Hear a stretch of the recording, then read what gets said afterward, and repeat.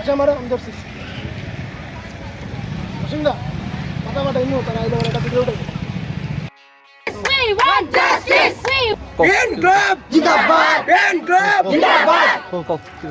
নমস্কার, আজ অর্থাৎ 21শে আগস্ট 2024 ইংরাজি অর্থাৎ বুধবার আমরা লক্ষ্মীপুরবাসী সবাই মিলে একটি প্রতিবাদী মিছিল লক্ষ্মীপুরে আয়োজন করেছি।